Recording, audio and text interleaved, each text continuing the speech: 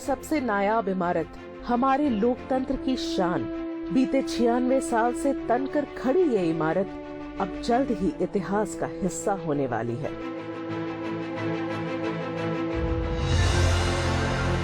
माननीय सभासदों, माननीय अध्यक्ष जी। ब्रिटिश वास्तुकारों एडविन लटियन और हर्बर्ट बेकर ने इसकी रूपरेखा बनाई थी। इसे बनाने में 7 साल लगे, 1921 से 1927 तक। इसे भारत की नई राजधानी की मुख्य प्रशासनिक इमारत होना था। कम लोगों को मालूम है कि हमारे संसद भवन और मध्य प्रदेश के मुरैना में बने 11वीं सदी के 64 योगिनी मंदिर में हैरान करने वाली समानताएं हैं। दोनों इमारतों की बुनियादी ढांचा लगभग एक जैसी है। इससे इस बात का अनुमान मिलता है कि शायद हमारे संसद भवन के वास्तुकारों ने अशोक चक्र के अलावा इस प्राचीन मंदिर से भी कोई प्रेरणा ली हो।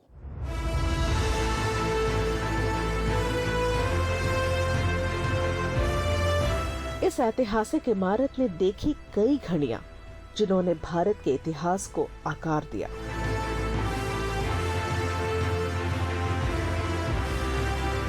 Long years ago, we made a tryst with destiny, and now the time comes when we shall redeem our pledge, not wholly or in full measure, but very substantially. At the stroke of the midnight hour, when the world sleeps, India will awake to life and freedom. अभी तो मैं पढ़कर दंग रह गया जब मैंने श्रीमती सोनिया जी का भाषण पढ़ा। It is a government that has betrayed the mandate of the people. हम यहाँ लोगों से चुन के आए हैं और जब तक लोग चाहेंगे हम रहेंगे। आपका मैंडेट कौन होता है, हमारा फैसला तय करने वाला है। जीएसटी न्यू इंडिया की एक टैक्स व्यवस्था है। जीएसटी डिजिटल भारत की टैक्स व्यवस्था है। जीएसटी सिर्फ ईज ऑफ डूइंग बिजनेस नहीं है, GST way of doing business की भी एक दिशा दे रहा है। और इसलिए मैं ये कहूंगा कि कानून भले कहता हो कि गुड्स एंड सर्विस टैक्स, लेकिन हकीकत में ये गुड एंड सिंपल टैक्स है। पंडित नेहरू से नरेंद्र मोदी तक आजादी से अब तक के 75 सालों में 15 प्रधानमंत्री यहाँ होने वाली संसदीय कार्यवाही का हिस्सा रहे। यहाँ बहसें हुई, चर्चा हुई, विचार हुआ। इन दीवारों के भीतर कई कानून बने जिन्होंने देश के इतिहास को नया मोड़ दिया। हालांकि लोकतंत्र के इसी मंदिर में दोस्तियां भी दिखी, टकराव भी दिखे, भ्रष्टाचार के आरोप प्रत्यारोप भी दिखे और कई बार ठहाके भी।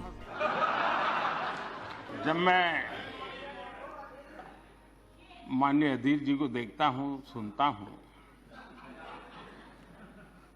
तो मैं सबसे पहले किरण रिजिजू जी को बधाई देता हूं, क्योंकि उन्होंने जो फिट इंडिया मूवमेंट चलाया है,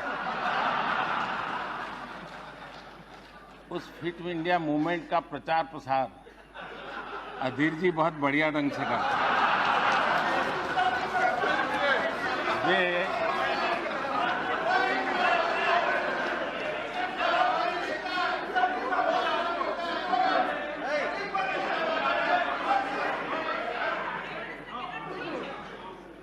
वे भाषण भी करते हैं और भाषण के साथ साथ जिम भी करते हैं। के पहले मुझे लोग कांग्रेस के बोल रहे थे कि भाई इधर आओ, लेकिन मैं बोला उधर जाकर मैं क्या करूं। मैंने हवा का रुख देखा था कि हवा नरेंद्र मोदी जी की तरफ जा रही है। तू इधर उधर की ना बात कर, ये बता कि काफिला क्यों लुटा। हमें रहजनों से गिरा नहीं, तेरी रहबरी का ख्याल है, तेरी रहबरी। माना कि तेरी दीद के काबिल नहीं हूँ मैं, तू मेरा शौक तो देख, मेरा इंतजार देख। 2001 में संसद भवन पर हमला हुआ और हमने अपने 9 बहादुर जवान खो दिए। जिन्होंने अपनी जान की कीमत पर इसकी रक्षा की। इसके निशान अब भी बचे हुए हैं। हालांकि ये इमारत भी अपनी ढांचागत उम्र की अंत की ओर बढ़ रही है। इमारत में थकान के निशान दिखने लगे हैं। लगातार बढ़ रही कमेटियों के सदस्यों के लिए जगह छोटी पड़ रही है। आधुनिक तकनीक और सुविधाओं की कमी दिखती है और ये ख्याल भी है कि आने वाले कल को जब संसदीय सीटों के लिए परिसीमन होगा और सदस्य संख्या बढ़ेगी तो उन्हें कहां बिठाया जाएगा। इस लिहाज से एक नई इमारत की जरूरत तो थी ही। मुझे उस पर ज़्यादा टिप्पणी नहीं करना है, लेकिन इतना ज़रूर बताऊंगा कि आज से 30-32 साल पहले जब नरसिम्हा राव जी प्रधानमंत्री जी थे और शिवराज पाटिल जी स्पीकर थे और मैं पार्लियामेंट्री अफेयर्स मिनिस्टर था, तो शिवराज जी ने एक दफ़ा मुझे अपने कमरे में बुलाया, स्पीकर के, कहा देखें 2026 से पहले नया पार्लियामेंट और बड़ा पार्लियामेंट बनना चाहिए, क्योंकि 2026 तक अंकुश लगा है कि पार्लियामेंट की सीटें बढ़ाई नहीं जा सकती। आज का उस वक़्त का जो पार्लियामेंट है वो सिर्फ उतने ही एमपीज के लिए है जितने उस वक़्त थे, लेकिन अगर 200-300 और एमपी बढ़ेंगे तो वो कहाँ रहेंगे। तो ये नया संसद भवन बनाने के लिए अहमदाबाद के centre of environment and planning के अध्यक्ष विमल पटेल को चुना गया। वो बता रहे हैं कि अगले 150 साल तक टिके रहने वाले इस भवन में किन-किन बातों का ध्यान रखा गया है। Parliament's facilities need to be modernized and expanded. This was something that has been sort of a formal demand by parliaments in 2012, and that is what was taken up first.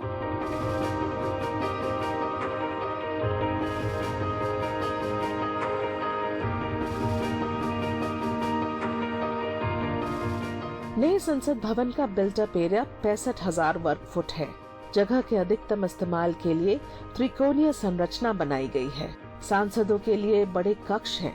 Lok Sabha में 888 सांसदों के बैठने की व्यवस्था है। राज्यसभा में 384 सांसदों के बैठने की व्यवस्था है।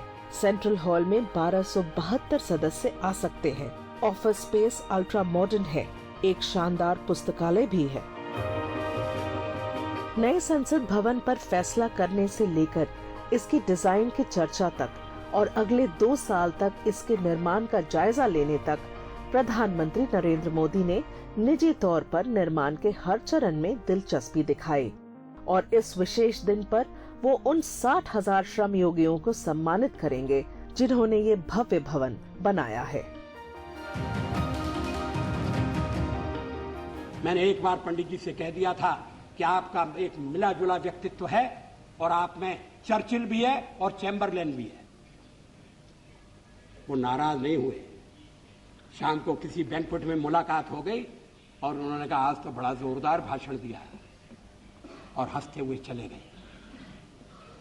आजकल ऐसी आलोचना करना दुश्मनी को दावत देना, लोग बोलना बंद कर देंगे। हालांकि संसद की गरिमा उसके सदस्यों के व्यवहार, उनके आचरण, उनके तौर तरीकों और फैसलों से उसे आकार मिलता है और इसलिए ये उम्मीद है कि जो इन कुर्सियों पर बैठने आएंगे लोकतंत्र की मंदिर की गरिमा और उसके सम्मान का ख्याल रखते हुए काम करेंगे। एनडीटीवी इंडिया के लिए मेघा प्रसाद।